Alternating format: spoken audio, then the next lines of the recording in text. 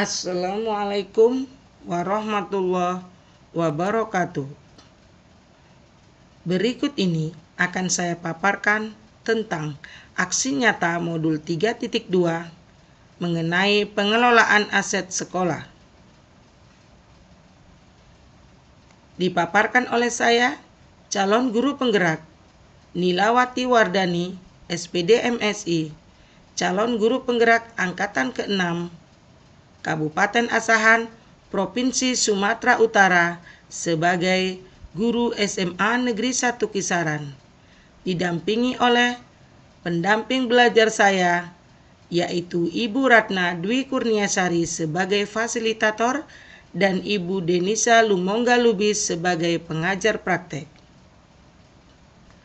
Pendekatan berbasis kekurangan atau masalah atau deficit-based thinking dan pendekatan berbasis aset atau kekuatan asset-based thinking. Pendekatan berbasis kekurangan atau masalah. Pendekatan berbasis kekurangan atau masalah ini akan memusatkan perhatian kita pada apa yang mengganggu, apa yang kurang, dan apa yang tidak berfungsi dengan baik. Kita mengeluhkan banyak fasilitas sekolah yang tidak berfungsi dengan baik, buku ajar yang tidak lengkap, atau sekolah yang tidak memiliki laboratorium. Kekurangan yang dimiliki mendorong cara berpikir negatif, sehingga fokus kita adalah bagaimana mengatasi semua kekurangan atau apa yang menghalangi tercapainya kesuksesan yang ingin diraih. Semakin lama, secara tidak sadar, kita menjadi seseorang yang tidak nyaman dan curiga yang dapat menjadikan kita buta terhadap potensi dan peluang yang ada di sekitar. Sementara pendekatan berbasis aset atau kekuatan adalah sebuah konsep yang dikembangkan oleh Dr. Catherine Kramer, seorang ahli psikologi yang menekuni kekuatan berpikir positif untuk pengembangan diri. Pendekatan ini merupakan cara praktis menemukan hal-hal yang positif dalam kehidupan. Dengan menggunakan kekuatan sebagai tumpuan berpikir, kita diajak untuk memusatkan perhatian pada apa yang berjalan dengan baik, yang menjadi inspirasi, yang menjadi kekuatan ataupun potensi yang positif. Perbedaannya antara berbasis pada kekurangan dengan berbasis pada aset adalah: 1. Fokus pada masalah dan isu. Sedangkan pada aset, fokus pada aset dan kekuatan. Yang kedua, berbasis pada kekurangan, berkutat pada masalah utama, sedangkan pada berbasis pada aset adalah membayangkan masa depan. Yang ketiga, mengidentifikasi kebutuhan dan kekurangan, selalu bertanya apa yang kurang. Sedangkan pada berbasis aset, berpikir tentang kesuksesan yang telah diraih dan kekuatan untuk mencapai kesuksesan tersebut. Yang keempat, fokus mencari bantuan dari sponsor atau institusi lain, sedangkan pada berbasis pada aset adalah mengorganisasikan kompetensi dan sumber daya atau aset dan kekuatan. Yang kelima, merancang program atau proyek untuk menyelesaikan masalah, sedangkan pada berbasis pada aset adalah merancang sebuah rencana berdasarkan visi dan kekuatan. Yang terakhir, pada berbasis pada kekurangan adalah mengatur kelompok yang dapat melaksanakan proyek, sedangkan pada berbasis pada aset adalah melaksanakan rencana aksi yang sudah diprogramkan. ABCD atau Age-Based Community Development. Age-Based Community Development atau ABCD yang selanjutnya akan kita sebut dengan pengembangan komunitas berbasis aset atau PKBA, merupakan suatu kerangka kerja yang dikembangkan oleh John McKnight dan Jody Kritzman, di mana keduanya adalah pendiri dari ABCD atau Institute di Northwestern University, Amerika Serikat. ABCD dibangun dari kemampuan, pengalaman, pengetahuan dan hasrat yang dimiliki oleh anggota komunitas, kekuatan perkumpulan lokal, dan dukungan positif dari lembaga lokal untuk menciptakan kehidupan komunitas yang berkelanjutan. Kritsman 2010.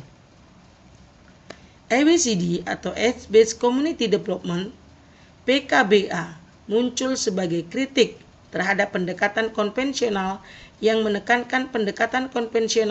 yang menekankan pada masalah dan kekurangan sebuah komunitas.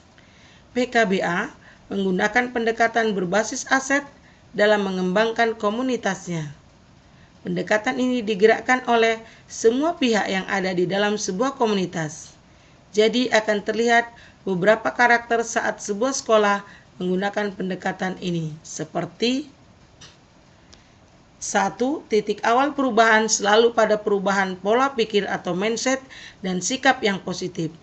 Yang kedua, menciptakan perubahan yang positif mulai dari sebuah perbincangan sederhana merupakan cara bagaimana manusia selalu berpikir bersama dan mencetuskan atau memulai suatu tindakan. Yang ketiga, daripada menanyakan ada masalah apa atau bagaimana memperbaikinya, lebih baik bertanya apa yang telah berhasil dilakukan atau bagaimana mengupayakan lebih banyak hasil lagi. Cara bertanya ini mendorong energi dan kreativitas. Yang keempat, seluruh warga sekolah berupaya melakukan perubahan, maka perubahan tersebut pasti akan terjadi. Yang kelima, setiap warga sekolah akan bertanggung jawab atas apa yang sudah dimulai. Yang keenam, membangun dan membina hubungan dua arah antar warga sekolah, mulai dari guru, kepala sekolah, murid dan staf sekolah menjadi sangat penting untuk membangun sekolah yang sehat dan inklusif.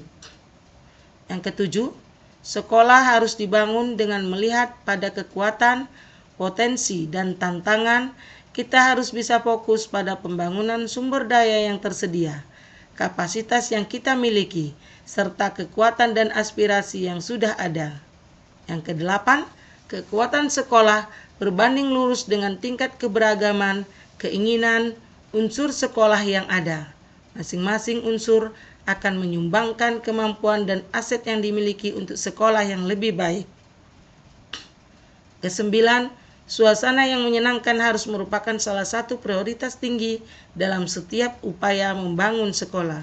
Yang kesepuluh, faktor utama dalam perubahan yang berkelanjutan adalah kepemimpinan lokal dan pengembangan serta pembaharuan kepemimpinan itu harus terus-menerus.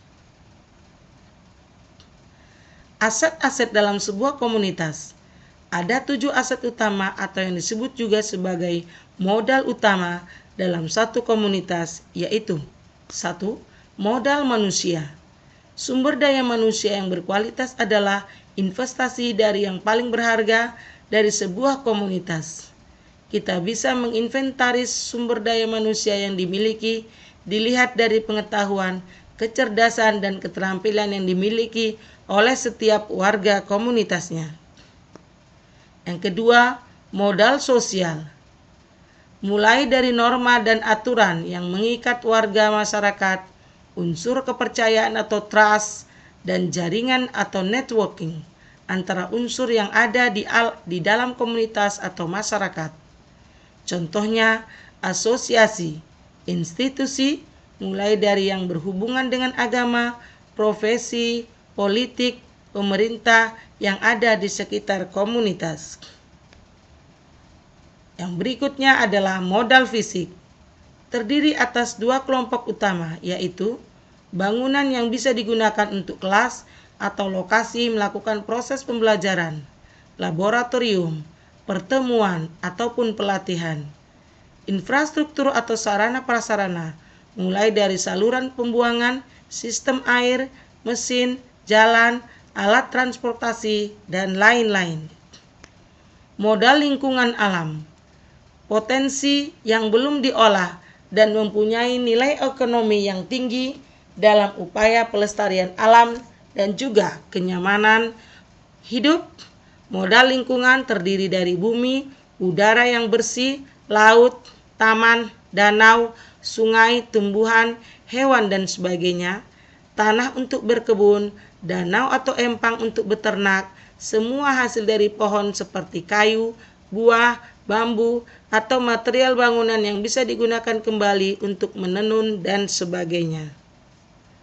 Modal finansial, dukungan keuangan yang dimiliki oleh sebuah komunitas yang dapat digunakan untuk membiayai proses pembangunan dan kegiatan sebuah komunitas. Modal finansial termasuk tabungan, hutang, investasi, pengurangan dan pendapatan pajak, hibah, gaji, serta sumber pendapatan internal dan eksternal. Modal finansial juga termasuk pengetahuan tentang bagaimana menanam dan menjual sayur di pasar, bagaimana menghasilkan uang dan membuat produk-produk yang bisa dijual, bagaimana menjalankan usaha kecil, bagaimana memperbaiki cara penjualan menjadi lebih baik, atau juga bagaimana melakukan pembukuan. Modal politik adalah ukuran keterlibatan sosial. Semua lapisan atau kelompok memiliki peluang atau kesempatan yang sama dalam kepemimpinan. Lembaga pemerintah atau perwakilannya yang memiliki hubungan dengan komunitas, seperti komunitas sekolah, komite pelayanan kesehatan, pelayanan listrik, atau air. Modal agama dan budaya. Identifikasi dan pemetaan modal budaya agama merupakan langkah yang sangat penting untuk melihat keberadaan kegiatan dan ritual kebudayaan serta keagamaan dalam suatu komunitas, termasuk kelembagaan dan tokoh-tokoh penting yang berperan langsung ataupun tidak langsung di dalamnya. Sangat penting kita mengetahui sejauh mana keberadaan ritual keagamaan dan kebudayaan yang ada di masyarakat serta pola relasi yang tercipta di antaranya yang selanjutnya bisa dimanfaatkan sebagai peluang untuk menunjang pengembangan perencanaan dan kegiatan bersama. Berikut ini saya tampilkan momen diskusi identifikasi aset sekolah di SMA Negeri 1 Kisaran, tempat saya bertugas. Demikian.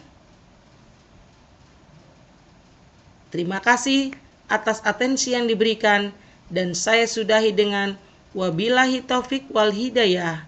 Wassalamualaikum warahmatullahi wabarakatuh.